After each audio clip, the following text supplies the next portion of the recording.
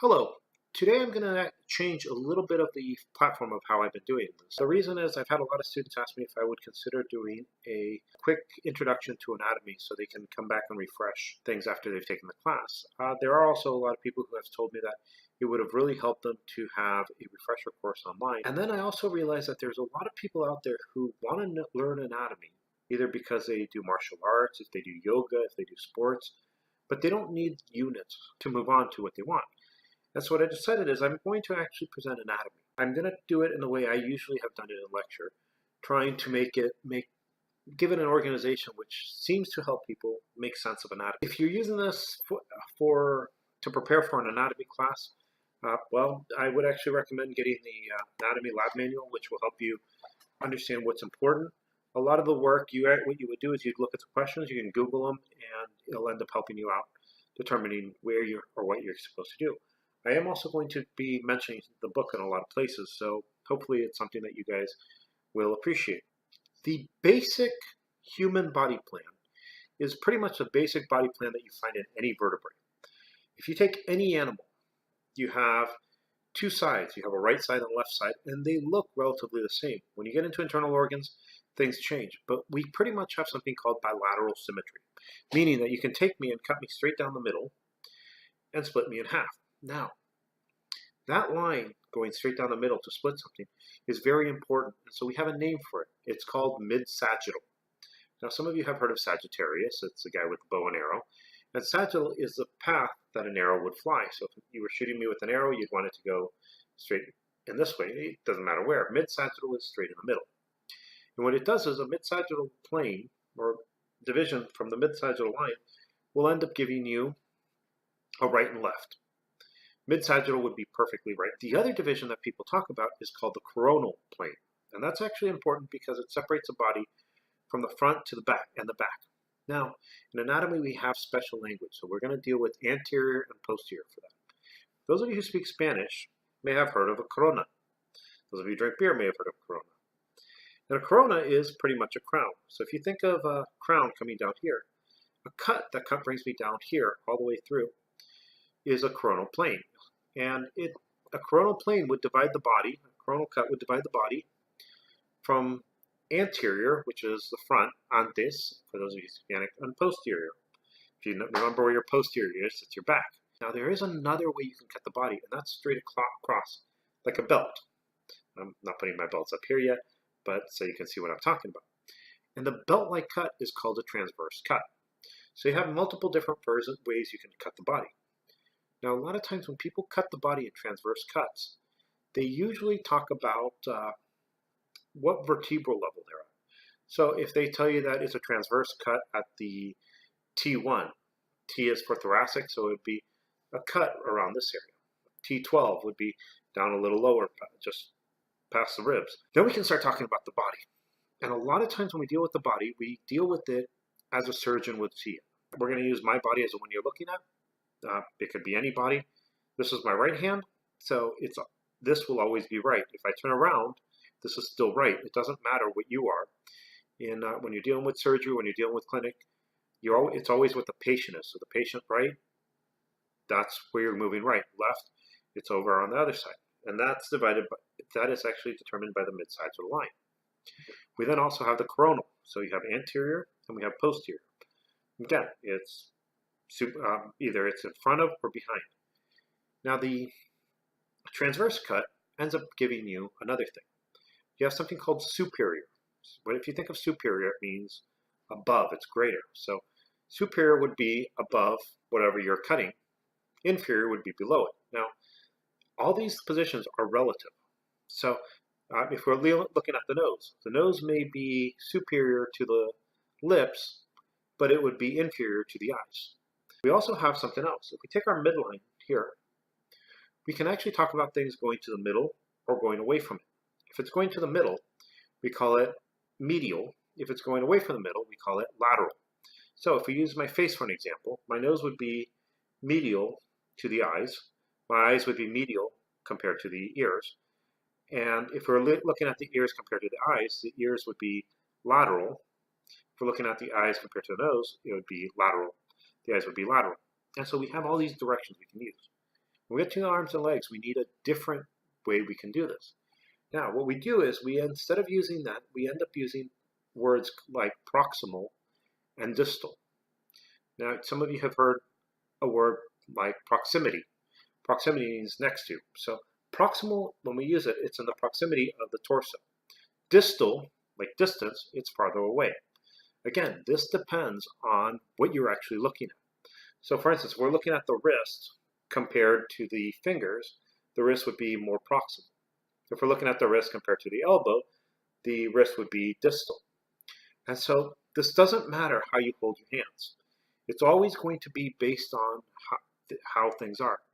Now you're also going to have certain areas of the arm and legs, which we'll talk about, and then they are related to bones.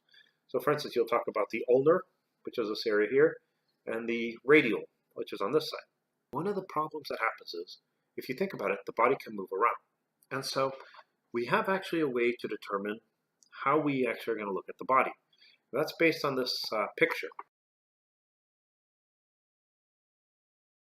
We can actually stand forward with our thumbs pointing outward, our pinkies pointing in, our face forward, our toes forward, and it really would show most of the body, most of the body in that plane. So we call that anatomical position.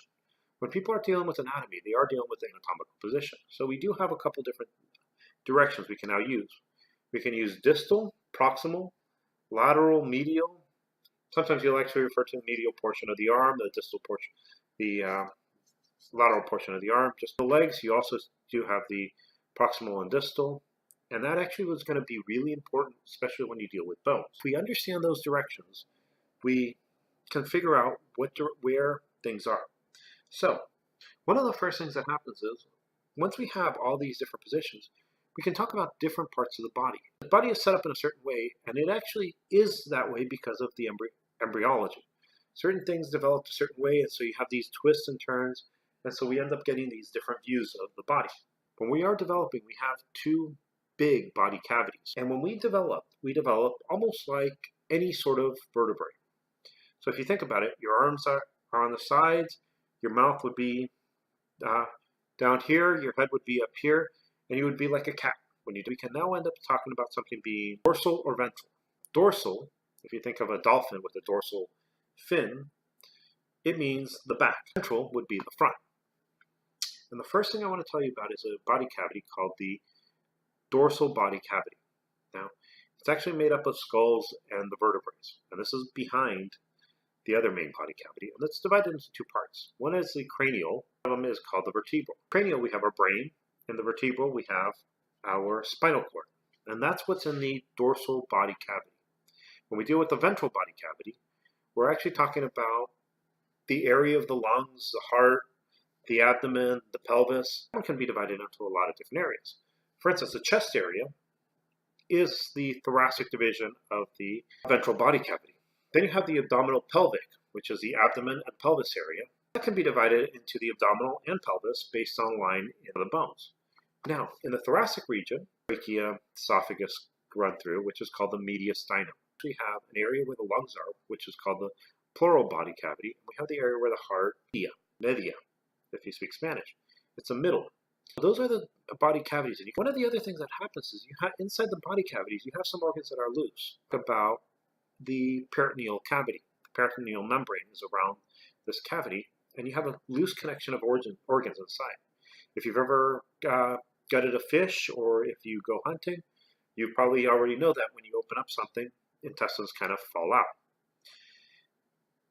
The thing with the abdominal pelvic cavity, and you can look at some of the cat videos if you're interested in seeing more, but the interesting thing about the abdominal pelvic cavity and the peritoneal membrane is you have certain organs that are behind the peritoneal membrane, which are called retroperitoneal. Retro means behind, peritoneum. Now, a lot of times we'll talk about visceral organs. And the visceral organs, like I was saying, are just the internal organs that make up the heart, the lungs, the kidneys, everything inside. Now that we have the basic divisions, basic areas of the body, one of the most important things that's going to make anatomy easier is if you get a basic understanding of the cell. Now, the reason is the cell is a basic unit of life. And the cell we're going to talk about is a eukaryotic cell. What makes it unique is it has a nucleus. And one of the things that happens is generic cells are just that. And this type of cell that I'm going to tell you about is found in all your body. All your tissues are made up of cells and other substances mixed together, which make a tissue. A couple of different tissues come together to form some sort of organ. Different organs come together to make organ systems. Organ systems come together to make you, an organism. And we have to remember that the body is going to react a certain way because of the cells that are in there. And the cells will be modified for each individual system. Because the cells are not going to be the same, where they're going to have slight modifications for their function. But talking about the cell, this is part 2 if you would like. And the cell pretty much is made up of a lot of different small organs, which we call organelles. The first thing every cell has, and that doesn't matter if it's a eukaryotic cell, a prokaryotic cell, one of the bacteria, if it's a living cell, every cell is going to have some sort of phospholipid bilayer. Sometimes the phospholipid are actually changed from something else, but our cells are going to have phospholipid bilayer and cholesterols. Yes, lipids, by the way, means fat. So we're going to have fat and cholesterol in our cells. Fat is, if you look at the nutrition video, there are essential fatty acids which you need to maintain normal life. So we have a phospholipid bilayer membrane. Inside that membrane, we have proteins. And some of these proteins form pretty much channels through the phospholipid bilayer. Now the thing about phospholipids is you have a fatty acid tail, 2 of them, and a phosphate head. Now the phosphate is water soluble, the fatty acids are fats. So what ends up happening is you end up having a 2-layer structure where you have the water soluble heads out on the outside, fatty acids, and another layer of water soluble heads, and so you have a fat membrane pretty much. So the inside of a cell is going to be water soluble, the outside of a cell is going to be water soluble, and you have a phospholipid bilayer acting as the barrier. That phospholipid bilayer does have cholesterols. It also has proteins. It also has proteins that put sugars on it, so we call them glycoproteins. If you see glide or glyco on anything, it usually means it's a sugar molecule. Lipo or lipo means fat, so lipoprotein is a protein with fat. And you have a lot of different types of proteins. Some of them are actually going to make channels throughout this, pretty much a tube or a doorway through this phospholipid bilayer. Other ones of these are going to act as enzymes. And what an enzyme is it speeds up the rate of a reaction. It allows things to happen. Usually what they do is they end up pairing one reaction with another reaction, so 2 things happen together. If you ever deal with metabolism, you'll talk about catabolic reactions and metabolic reactions, and metabolism being the combination of both. Well, the catabolic reaction will be, usually you'll be breaking something down to get energy to move certain things. An anabolic reaction will be building it up. One of the proteins that's here is called a sodium-potassium ATPase. Now, sodium has the initials Na, potassium K, and so sometimes you see it written NAK ATPase. ACE usually tells you it's an enzyme, and in this case, the enzyme sodium-potassium ATPase is going to take a molecule called ATP and break it. And whenever you break something, it releases energy. When you break ATP, ATP stands for adenosine triphosphate, so 3. You break it and you get adenosine diphosphate, so di means 2, and an inorganic phosphate, and that releases energy. With that energy, you can take the sodium and pump it out of the cell, at the same time pump potassium into the cell. You have sodium, and it's being pumped out of the cell. Potassium is going to be pumped into a cell, and it's a little tiny thing in this huge vat of water. So what ends up happening is, slowly, the concentration of sodium becomes less inside the cell than outside the cell. The concentration of potassium becomes more inside the cell than outside the cell. One of the things that happens is this allows a change in the internal environment and the external environment, called diffusion. Diffusion is, if you have something in high concentration in one area, it will spread and go to other areas. Best way to think about it, if you think of something like perfume. If I were to spray perfume on my computer, it has high concentration there, and it's going to spread throughout the air, diffuse. And so highest concentration here, but it's going to spread over everywhere.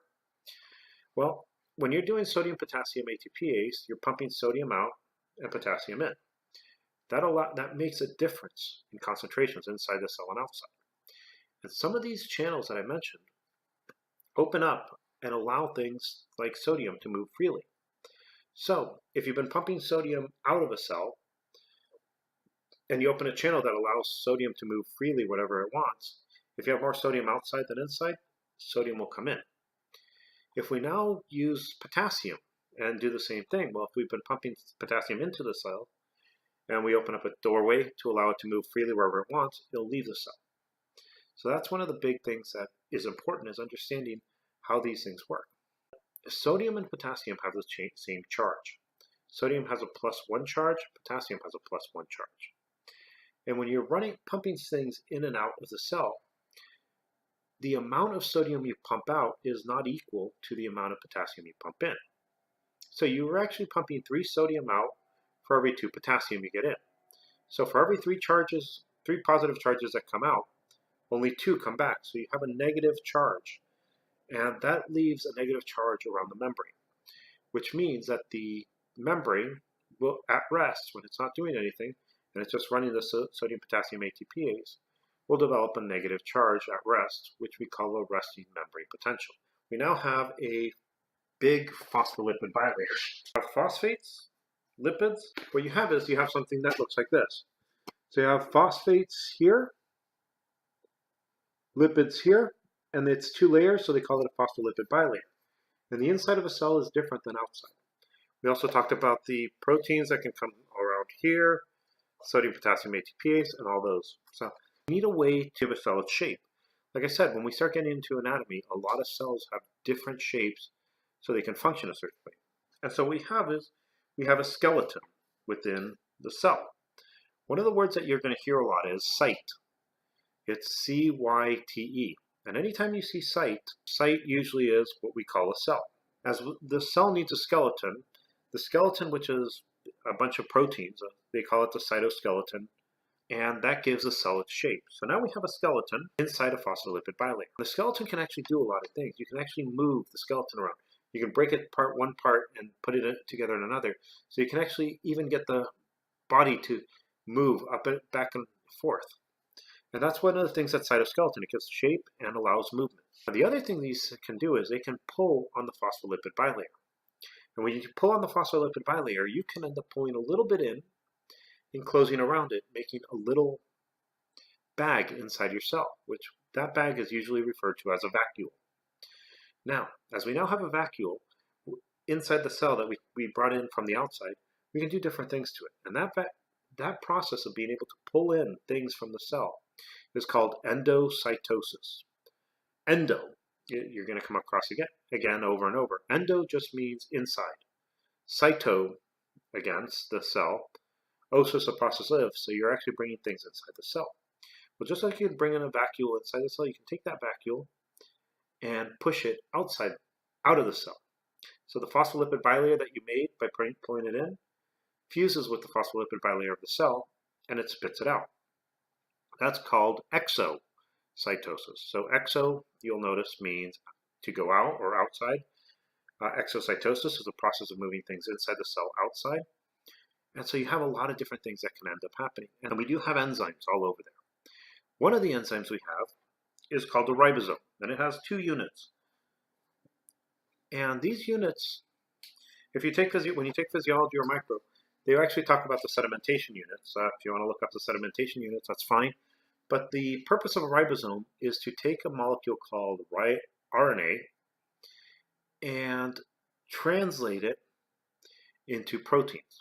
An RNA molecule ends up being made into a protein, and a lot of times these proteins are used by the cells for structure, such as skeleton. Now, where the mRNA came from is important, because in your cells, you're a eukaryotic cell, so you have a phospholipid bilayer around your genetic material. And what your genetic material holds is a DNA that encodes for every protein found in your body. The proteins that are found in your body all come from the plans of that are found in your DNA, which are located in a phospholipid bilayer called a nucleus. And to allow things to move in and out of the nucleus, such as mRNA, you have protein channels, which are called nuclear pores. If you notice, you have the same type of arrangement inside your nucleus as you would have in your cell membrane. Inside the DNA, you have an enzyme that has 3 different parts, and one of the parts is called transcriptase. ACE, again, means enzyme.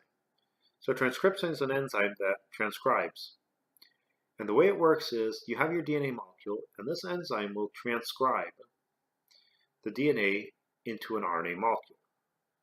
So mRNA is going to leave the nucleus and find a ribosome. The ribosome is going to use that to make proteins. And that's well and good if it's proteins that are found inside the cell. But you also have some proteins which you may want to use as messages for other cells. Remember, you're not a one-cell organism, you have multiple cells. What ends up happening is you end up having the ability to proteins which are going to be used, they're going to be secreted or expelled in the process that we talked about earlier, end up forming something which is an extension of the phospholipid bilayer of the clear envelope. We have a phospholipid bilayer called an endoplasmic reticulum. Two types. One of them is called smooth, and what it is, it's a site where you make fats and cholesterols that your body will need. The other place has ribosomes attached to it. And those ribosomes, as they're attached to a phospholipid bilayer, which if you notice is the same material that your cell membrane is made from, they'll take mRNA molecules and so they'll translate the protein on a phospholipid bilayer. Once you're done with that, that phospholipid bilayer will go from the endoplasmic reticulum, in this case a rough endoplasmic reticulum, and as a vacuole go to the Golgi. And then the Golgi decides where it will have to go. Now some of these proteins that you make are enzymes that break apart other proteins. And so sometimes you might eat a bacteria and you use this to break apart the bacteria and use its parts later. Some of these can be cell messages which get sent out, so they can be stored in these little vacuoles. So far, all we're talking about is a phospholipid bilayer, little vacuoles that come in and out of the cell, the cytoskeleton, which gives the cell its shape, nucleus, which holds the DNA, the endoplasmic reticulum, which has smooth, which is cholesterols, and rough, which is the same thing but with ribosomes attached to it. We talked about a Golgi, which is a post office for the cell. It decides where to send different things. We would think this works pretty well. There are a lot of enzymes inside the cell which are used to make energy. The biggest ones that what usually happens is the energy source for most of your cells is going to be glucose. So you can get into all the other aspects in physiology. You can talk about where different fats or proteins can get into the cycle, but initially you have what's called glycolysis. Glyco, again, sugar. Lysis means break. So glycolysis means breaking sugar. And again, remember, anytime you break something, it gives off energy. Glycolysis is this. You take your glucose and you break it in half. And there's a couple different steps in it. You add phosphates to it and you break it to help break it apart. But in essence, you take glucose and you break it into two pyruvates. And when you do that, you end up getting 4 molecules of what's called ATP. All anaerobic so far. Sugar to pyruvate is anaerobic, meaning, and somewhere along the line, something actually amazing happened. This is called the endosymbiotic theory. A eukaryotic cell tried to eat another type of cell. And this cell managed to survive inside. And it took the pyruvate, which is a byproduct of breaking down sugar, glucose, and it ended up breaking it down completely to carbon dioxide and water, and ended up giving around 32 molecules of ATP. So you end up getting a lot more ATP if you have this mitochondria. And it didn't get digested, it stuck around and became our mitochondria, which is, some people call it the endosymbiotic theory. The reason people think this, in part, is because the mitochondria can replicate on its own. It has its own DNA. And so some people say it must have been a free living organism that came into us, and it's different than the one we use. Now we have a basic working cell. The thing is, remember, this is a basic life, and you're not just one cell, you're multiple. These cells divide, and they can make proteins which end up building your body more. Usually people talk about 23 pairs of chromosomes. In reality, if you're a female, you do have 23 pairs of chromosomes. If you're men, you have 22 pairs and 2 sex chromosomes. The X chromosome is different than the Y chromosome. What we have is we have 23 pairs of chromosomes and 2 sex chromosomes. These things they do encode for proteins. One of the things that ends up happening is you actually start life as a single cell organism when the sperm and the oocyte meet. And then you go through this rapid cell division called cleavage. Cleavage just makes a big ball of cells. You go through cell division, specialized type called mitosis. What happens in mitosis is you make a copy of your genetic material so all the cells have the same number of genetic material. 2 different phases of mitosis. And most of your life, you will actually be in something called interphase. where what happens is your cells grow, they make sure everything's okay, and they stay without dividing. If your cells need to divide, such as in embryology, they go through this rapid cell division called cleavage, and the mitosis will end up having different stages. Initially, you have prophase, which is the beginning of it, and you start pretty much degrading the nucleus. So your genes start kind of floating around. Next thing is metaphase, and in metaphase, your chromosomes all line up in a plate with these proteins called centrioles. And they line them up. The same pair, one chromosome which is the same as another are paired together, and then the centrioles start pulling the chromosomes apart. When the chromosomes start moving apart, you're no longer in metaphase. You are now going to be in anaphase. Now, when you finish pulling the chromosomes apart, so you have homologous chromosomes going to different sides of the cell, you start remaking the nuclei. And eventually, you divide the cell called cytokinesis. Cyto means cell, kinesis means moving. And that last part where you're actually making the nucleus and starting to divide the cell is called telophase. So some people will say, if you remember PMAT, those are the stages of mitosis. Now, there is another type of cell division called meiosis. And in meiosis, this is how you make sex cells. And I'm just going to mention it because it can be confusing, and a lot of people like to see both cell divisions together. In meiosis, what happens is you have two chromosomes. And a chromosome, when we usually talk about it, X-shaped. I'm going to do 23 pairs. I'm going to have two homologous chromosomes.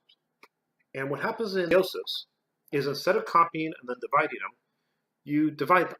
But these are homologous chromosomes, which means they're relatively similar. So what you would have is you'd have one of these go one direction, and one go in the other. Now, when they go to different directions, what ends up happening is they split. So you have two chromosomes. Truth is, it gets really confusing because usually when you see it like this is a chromosome. Each one of these lines is a chromatid. And when they split, when this one goes up and this one comes down, this one will become two chromatids like this. And now this chromatid is called a chromosome. I will refer to it as chromatid to make it simple. Now, when you have this here, usually they talk about a 2 big N. When you have the two chromatids broken apart, what they talk about is a 2 little n. So if you have two chromosomes like this, they'll talk about a 2n, big N. When you see the chromosomes like this, they're technically chromatids. Like I said, you'll talk about a 2 little n.